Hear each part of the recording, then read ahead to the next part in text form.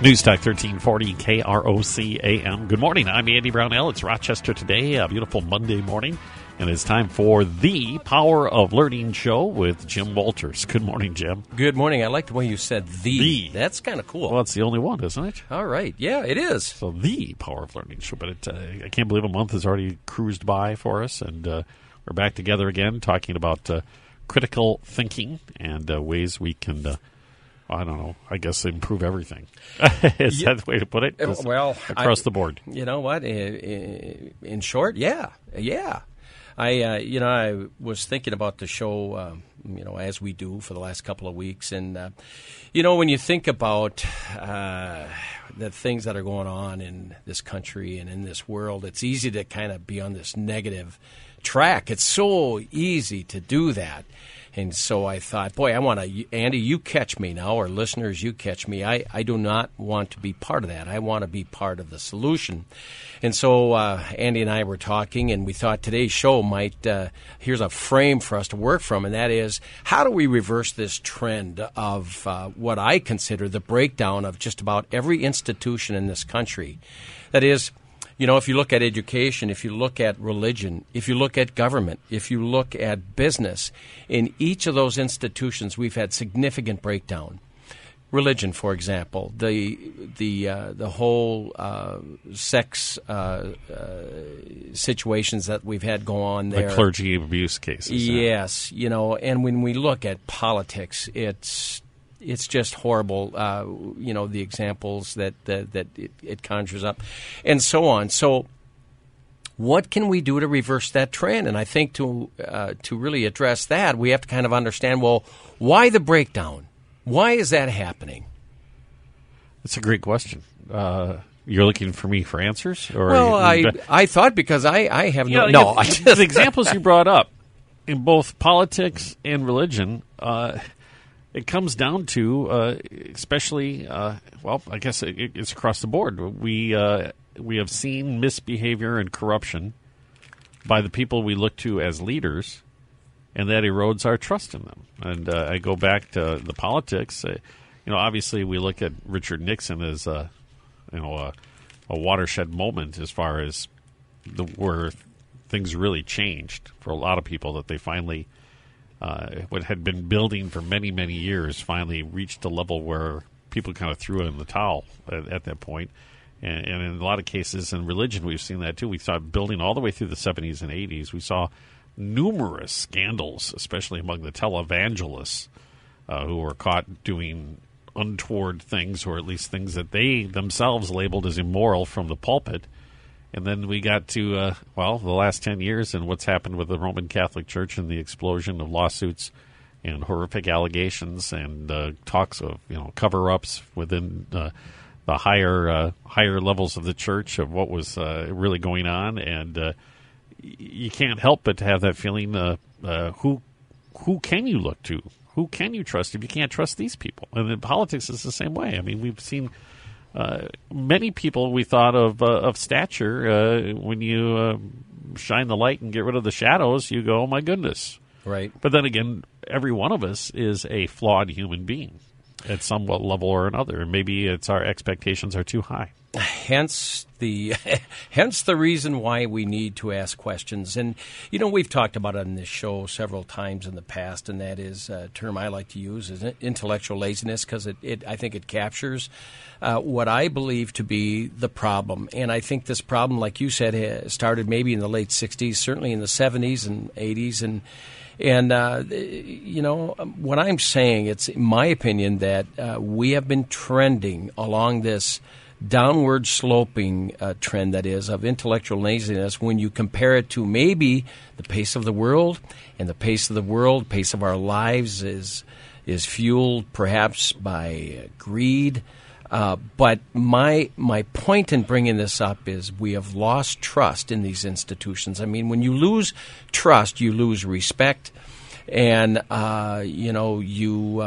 you have all kinds of things that go on, like we have had with Bernie Madoff in business and the clergy and so on. So to me, it centers around trust. And when we talk about trust, we're talking about vulnerability. How often do we make ourselves open to critique? How, do we practice vulnerability? And if we don't, how then can we establish trust? Because they're absolutely related. So it seems to me that there's something there that, that society, we've moved away from this vulnerability. We have to be right. It has to be my way. And we've become very, we've really become polarized in this country in so many ways. And so what can we do to maybe reverse that trend, if you agree, Andy? I do agree, but we have to take a break, and you got my brain just cruising on high speed here. I've got to take a break and calm down, I guess. It's 57 in the downtown. Jim Walters, the Power of Learning Show on KROC-AM, and we'll be back in just a moment. It is 20 minutes past 10 o'clock. I'm Andy Brownell, along with Jim Walters.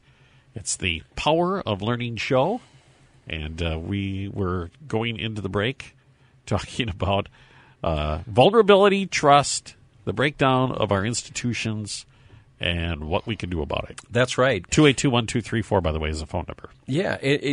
I've got a great example, Andy, that I can share with our listeners. I was at a Tea Party meeting here the other day, and to me it's a perfect example of what we're talking about. And here's what I mean. Sharon and I went to that meeting, and we sat there for an hour and 10 minutes and listened to two speakers. And we were glad to be there. Everything's fine in that regard. Yet we got very frustrated because of a few things.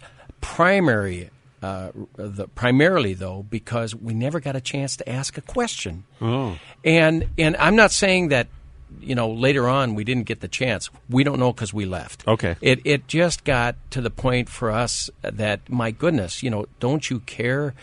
Where is the two-way communication? Where is the dialogue here? Where are the opportunities to question? And that is fundamental to what we're talking about today with the breakdown of our institutions, that, we've got to take part. And I was frustrated, Sharon was frustrated, because we could not take part. Certainly we want to listen to someone's message, but I think it's a big mistake when we think that our message does not have to be questioned, or again, I want to be careful here, because maybe after we left, maybe there was a time for questions, but it was never mentioned as far as the agenda when questions might be, when they might be open for questions. But I think it's a great example.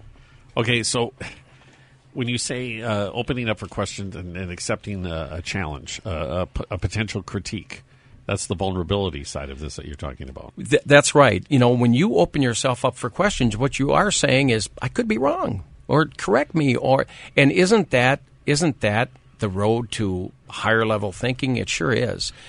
But look at what we've got going on today. We've got we've got people, and we have groups that absolutely want to hold on to their thought, their ways of going about government, going about business, and that's that.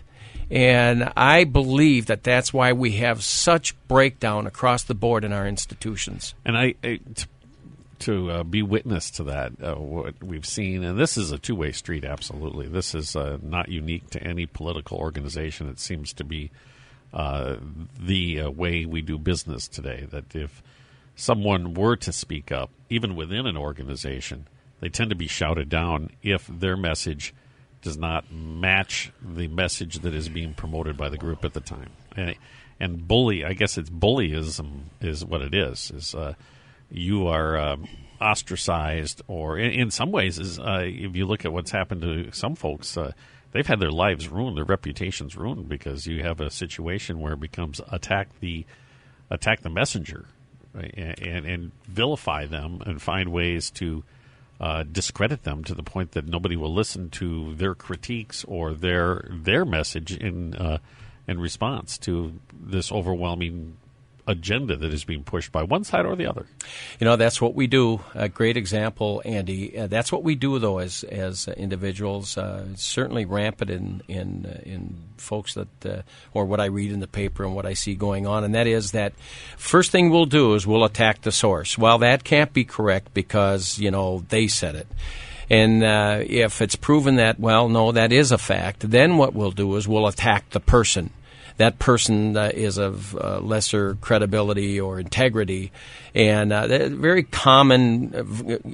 Common and known. That is, when we talk about higher level thinking, when we talk about critical thinking, those are the very things that critical thinkers don't commit. And to do that, though, it goes right back to what we were talking about before, and that is, are you willing to make yourself vulnerable? And by that we mean open yourself up to criticism. And we are loath to do that. And I can see why.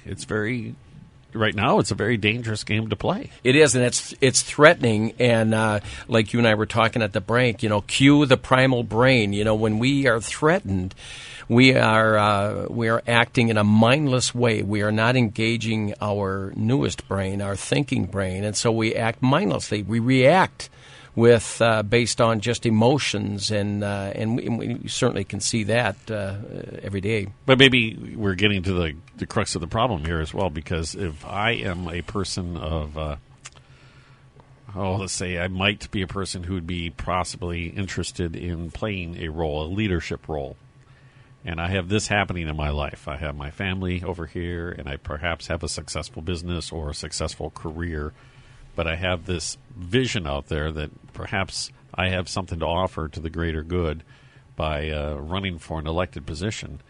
At this point in the game, that's why my hat's off to people who actually throw their hat in the ring, because they are being ultimately the vulnerable person at this point.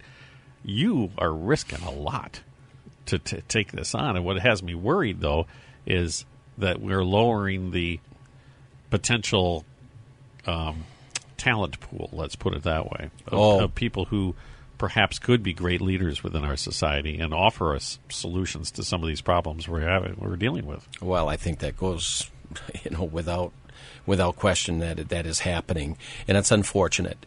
But once we get past this notion that we have to be right, as a professor I had a while ago, I love the term he used, and that was this impulse of necessity.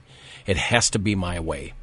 Once we get past that, and I'm looking in the mirror when I say this, once we get past that, there's a whole different world out there that it's okay to be wrong, and it's even wonderful to admit that you're wrong. That, to me, is the definition of integrity. That doesn't mean that you don't have ideas and thoughts about how things, beliefs, if you will. Yeah. And you should hold on to those so long as they are not disproved. But when they are, you need to have the humility. You need to have the intellectual character to say, you know what, I'm glad you told me that, Andy. I did not know that. And admit you're wrong.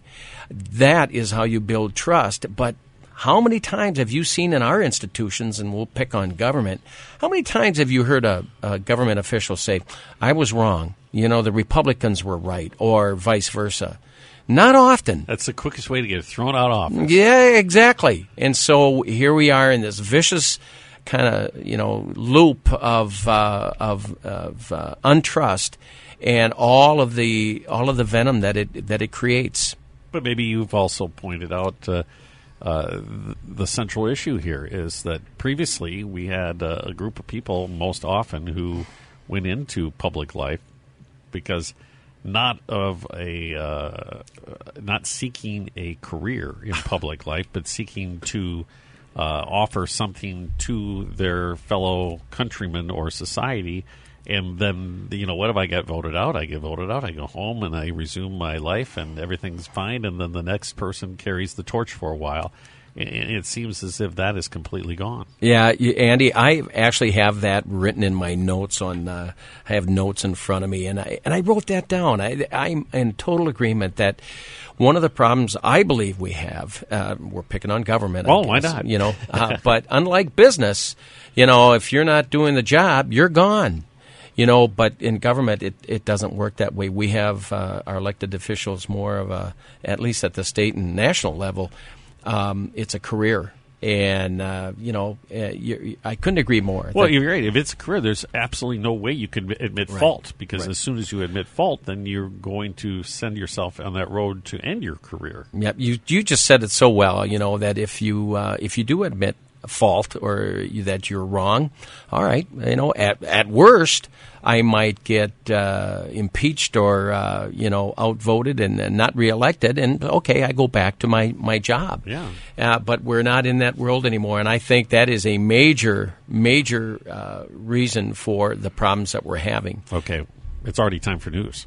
282-1234, by the way. I got to keep reminding people of that phone number. You can give us a ring after the news break if you'd like to join this conversation. Jim Walters, it's the Power of Learning show on KROC-AM.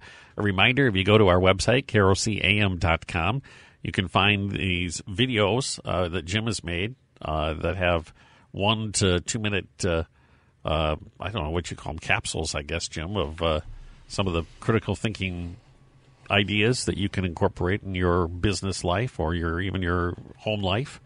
And, I call them short videos. Short videos. Very good. You can find these short videos at KROC-AM.com or go to our YouTube channel and subscribe. You can find them there as well. Facebook, too. Like us on Facebook, and it's real easy to get a hold of that stuff. It's 58 in the downtown at KROC-AM. Kim David's in the News Center. He's up next. News Talk 1340, KROC-AM. 59 degrees already downtown Rochester. I'm Andy Brownell. It's a Monday morning on Rochester Today. Jim Walters here, and it is the Power of Learning show. And we're talking about, we're talking about big stuff here. Trust in our institutions, our ability to question and be open to questions, right? Yeah. But what we talked about going into the break was how difficult it is, and how right now it's kind of a dangerous thing to do, to put your head up above the wall and be the lone voice in the wilderness, I guess. Trying to speak against this. But what we want to talk about now is how we can change that around, different direction. Yeah, and what we're talking about here is intellectual humility, intellectual integrity. We're talking about building higher levels of thinking, and the way we do that is by practicing critical thinking, and that is to ask questions. We ask those questions for clarity, for precision, etc. And the rub is, all right, we ask those questions and we apply them to our points of view, our assumptions, our presumptions, and the like. That's where the rub is, because many folks can't get past that. That impulse of necessity kicks in. It has to be this way. And so then what do? When we talked about it earlier, well, we'll attack the source, and if that doesn't work, we'll attack the person. Now, how often do we see that in our society?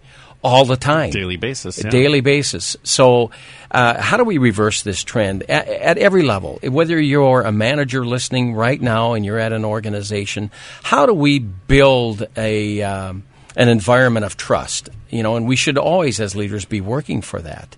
And so there's several things we need to do. And, for example, let's say you're a manager, and you're going to have a meeting with some other folks that, other folks. Doesn't matter whether they report to you or other managers or the like. But there's something to be said about the environment. Let's not forget that. What about the room that you're in? Are there distractions? I was at a meeting, and the noise was so loud, it was so distracting that it was hard to concentrate on what the speakers were talking about. So we really need to think about that. I mean, some of these things seem to be so easy, but yet they're happening all the time. So the physical environment, I mean, even light levels, even the warmth of the room, those kinds of things are important. Most important, though, in my view, is what we do, how we greet people. Do we welcome them? We're going to have folks come into this room, and we're going to meet with them.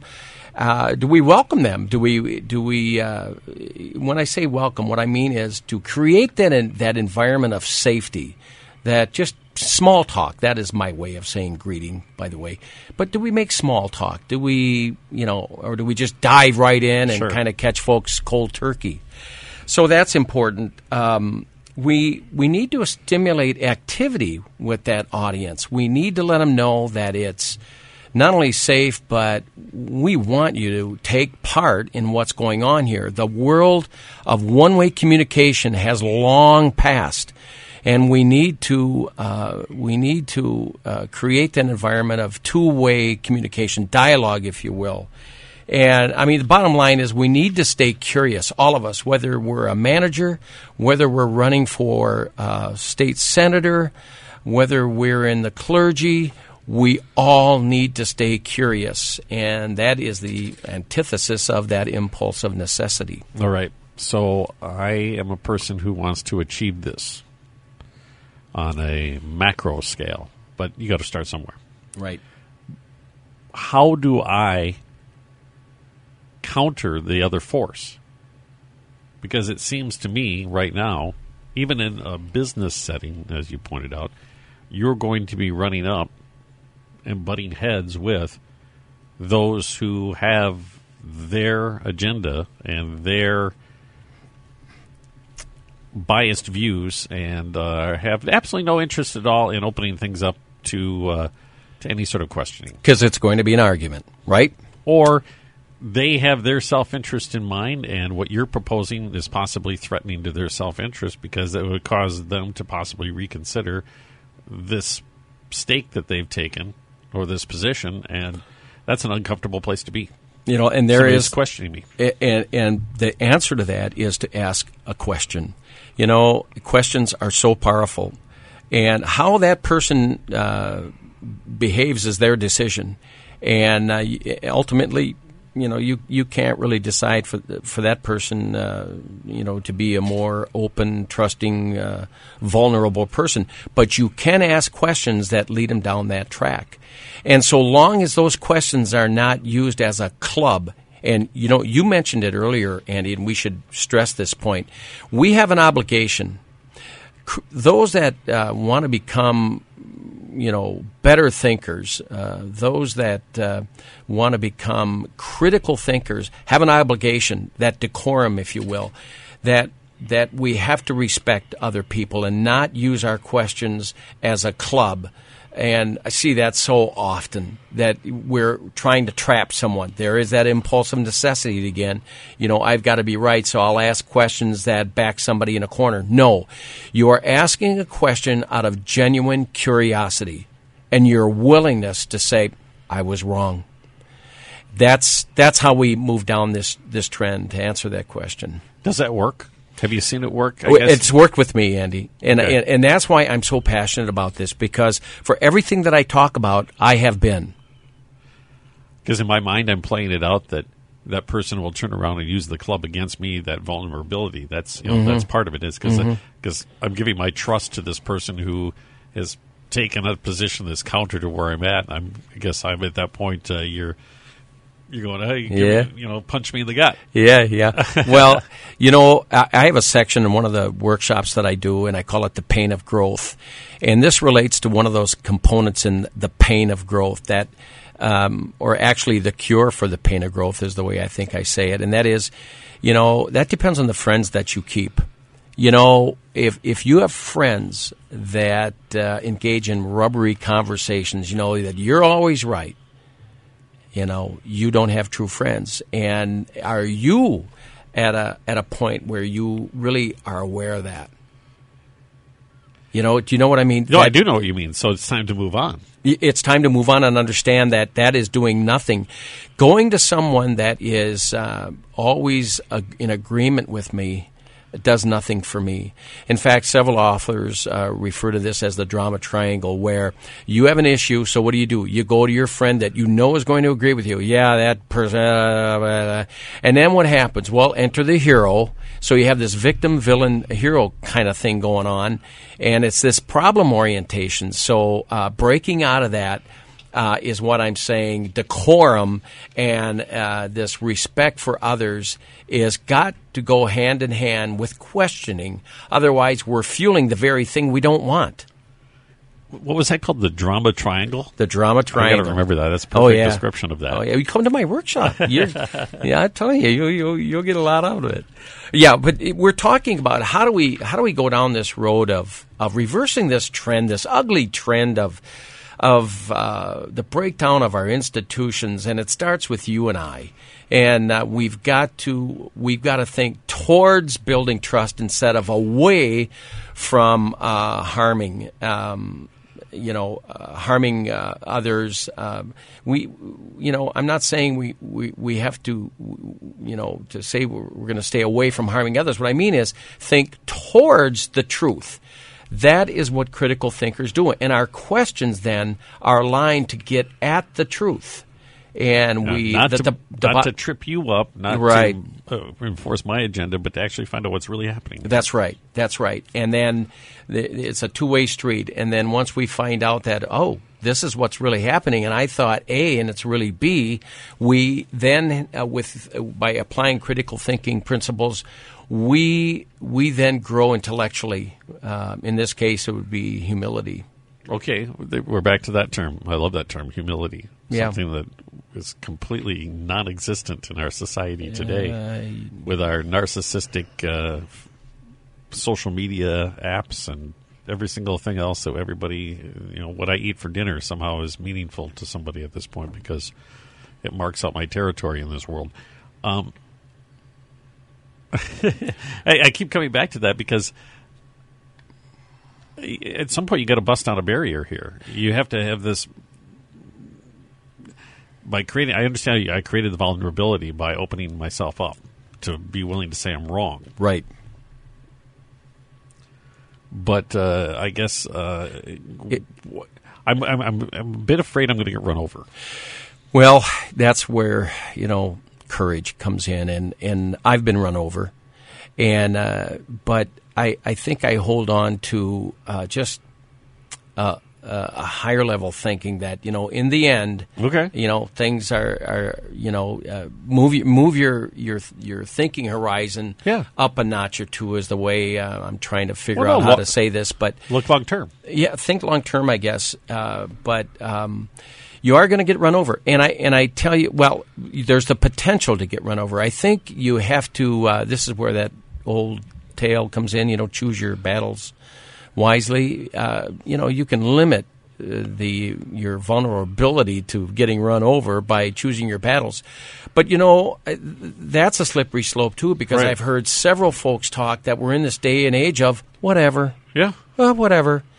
And I hate hearing that. I hate hearing that because I think it's so characteristic and of what's going on. But okay, back on the positive side, what can we do though to reverse all this?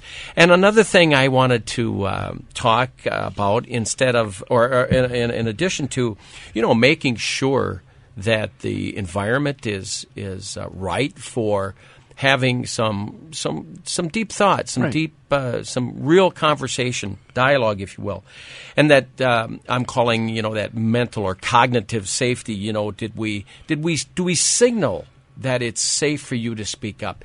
And remember, what we communicate, 7% words. What we communicate, what we signal, is more by our body language, more by our actions than anything else. And are we signaling that? Here's what I mean.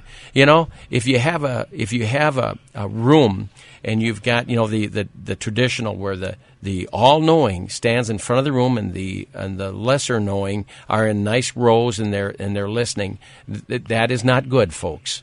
No, set the room up differently. I'm going to Philadelphia here next week, and the room's going to be set up with round tables, and I actually show pictures of effect. Well, I call it passive and active learning. Because ultimately that's what we're talking about here. But so physical environment is a big deal. Mental safety is a big deal. Staying curious. But there's another thing that we need to be mindful of that I hear a lot. We're going to leave it at that. Oh, take a break. It's a good one. I know, but you have to wait until after the break. All right. Tell us all about it. Jim Walters, the Power of Learning Show on KROC-AM, 59 degrees downtown Rochester with sunshine.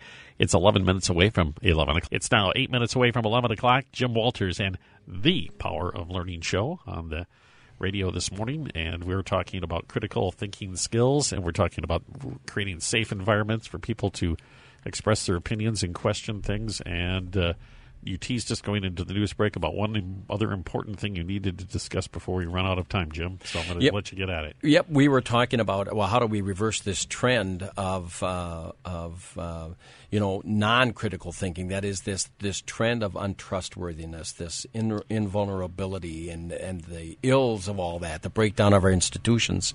We talked about staying curious, how important that is, and respecting others, respecting receivers on the other side of the communication loop. The other thing is don't engage in rubbery, or rather, don't engage in lazy language. You see this a lot where folks will say, well, they just don't understand. You'll hear some non-management person say, well, management, they just don't care about us, or who is they? We have to be very specific. But, of course, if we use they, well, nobody can really attack us, right? So, I didn't mean them. I meant they. Yeah, I didn't. When I said that, I didn't, But so we need to challenge those folks and say, well, Andy, what exactly did you mean by they? Who are you talking about? We need to do that. And, yes, back to your statement about courage. It takes courage to do that. Here's the thing about, we need to add this in the list of how we reverse this trend. It does take courage, and we can build that. But what we have to understand is that, for us to question others, as I just mentioned with regard to who they is, we have to understand that if we're going to ask people questions, we have to accept questions of ourselves. And that's the main thing that we're talking about here. That's the rub, as they say. That leads right into the whole vulnerability argument and the like. But, the purpose of our show today was to talk about, the breakdown of our institutions. We see it all the time, and I wanted to make sure that we talk to that manager that's listening right now and can go back to his office and practice some things, or maybe practice some additional things to improve the trust level of the groups that they are charged to lead. If I had to, just over the last 5 minutes, is what the real key to this whole thing is. It's the humility and the vulnerability part, isn't it, Jim? Because it is. The minute I'm ready to admit that I'm not always right, that I make mistakes and I'm a faulty human being just like you are, as soon as I'm ready to accept that, then I can actually move forward on this. You bet. And here's a test for that. Oh, I don't like tests. Well, you're like this one. Think about some of the greatest leaders that you know of in organizations, government, whatever it is, and you will see these traits. I watched a program not that long ago on the History Channel, the World Wars, I think it was, and it was Winston Churchill. And the lumps that this guy took in his younger days in his career, and they were tragic consequences tied to his poor decisions that he made as a young man. But later in life, I think that those decisions that just came and knocked the air right out of his entire world, were what led to him being the great leader he was in World War II. Well, like that saying goes, great leaders stand on the pile of their failures. And, to stand on that pile, though, many take the path of, giving up. Those that stand on those pile of failures are those that have those qualities that we're talking about: integrity, humility, courage, and so on. And you only get there again, folks, by practicing questioning, applying those to your assumptions, your points of view. And when you do that, something magical happens, and that is you grow intellectually. That is critical thinking. As far as our leaders are concerned, is it that we're not demanding right now? We're willing to let our standards slide because we want somebody who will agree with us? Oh, absolutely. I went to my caucus. I was the only one there from my district. We've got to take part.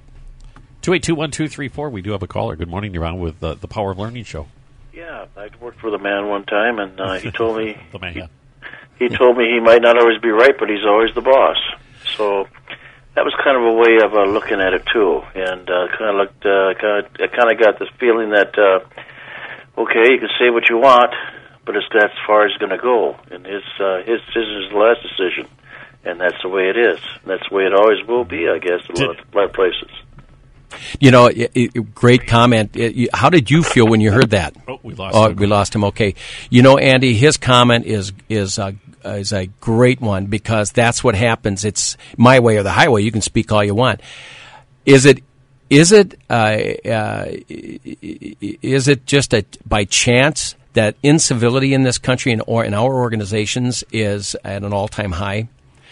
I've done research, read research. I have not performed research, but incivility is very high in this country, and it's because, in most part, because of what this gentleman just said. But you also, what we were talking about earlier too, if a great way to avoid admitting that you were wrong is to be uncivil to the person who might be challenging your point of view. If you represent something different than where I'm at right now, it's pretty darn easy to dismiss you and any of your ideas by being uncivil. Absolutely. And, you know, there again, but that's not what critical thinkers do, because we are working towards the truth. And this gentleman's comment, you know, I wish he were on, because I'd love to know how he felt when he heard that. Because what happens is you kind of, it's below the surface. You don't maybe act out on that, but boy, oh boy, you talk to another employee, or there's another instance, and pretty soon these things simmer. And what research shows is that these seemingly insignificant little behaviors reach a tipping point, and that tipping point is when you lose social face. When that happens, then we start seeing coercive types of acts. And so that's what that gentleman said to us is something to really take note of. All right. Jim Walters, The Power of Learning Show, KROC-AM, a replay of the program, available later this afternoon on KROC-AM.com. And be sure to check out, as Jim would put those, my small videos. Is that what the term we use? That's what I use. You can find those on KROC-AM.com and our YouTube channel as well. Jim's got something else he wants to bring up. I just want to remind everybody to stay curious. We should all stay curious. There you go. That's if you're not learning something new, then you're going the other direction. Is not the case? That is absolutely the case. If you're not learning, you're dying. There we go. That's as strong a statement as we can make. And again, go to KROC-AM.com if you'd like to catch past Power of Learning shows as well as the small videos. And like us on Facebook, and that's a great way to find them real easy. You can subscribe to the YouTube channel, and you'll get them right away, all that stuff.